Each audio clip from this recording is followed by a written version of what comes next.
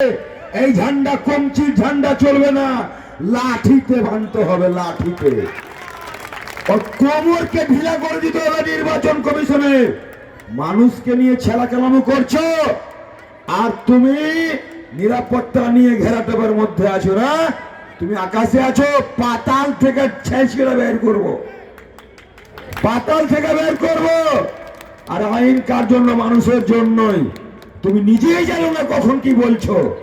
তাই একটা একটা করে আমাদের সংবিধানের উপরে, আমাদের সুপ্রিম কোর্টের উপরে আমাদের আস্থা রাখতে হবে। একটার পর একটা গালে থাপ্পড় পড়ছে বিজেপি। বিজেপিকে খুশি করতে গিয়ে আজকে বাংলার 12 কোটি মানুষকে হেনস্থা করছে। তাই এই নির্বাচন কমিশনের এখান থেকে আমি বলতে চাই, ওনাকে পদত্যাগ করা উচিত। ভাঁড় হয়ে গেছে, গাদ্দার হয়ে গেছে, দেখবেন অযোগ্য লোক। তাই সামনে দিনে আপনারা প্রস্তুত থাকুন, নিজে বাঁচার জন্য এবং আগামী প্রজন্মকে বাঁচাবার জন্য। যাই হোক, বলার অনেক কিছু ছিল, আমি শুধু ইশারায় বলবো, 19 তারিখে ফাইনাল লিস্ট বের হবে।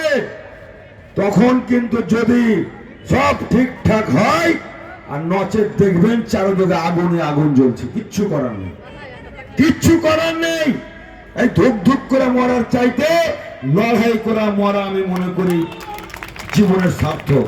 তাই আসুন, আমাদের বাংলার সম্প্রীতি, ঐক্য, সৌহার্দ্য, ভালোবাসাকে টিকিয়ে রাখার জন্য মমতা ব্যানার্জির হাতকে শক্ত করতে হবে এবং ফারাক্কার উন্নয়নকে ত্বরান্বিত করার জন্য, মজবুত করার জন্য আমাদের মধ্যে যেন কোনো রকমের ভেদাভেদ না থাকে।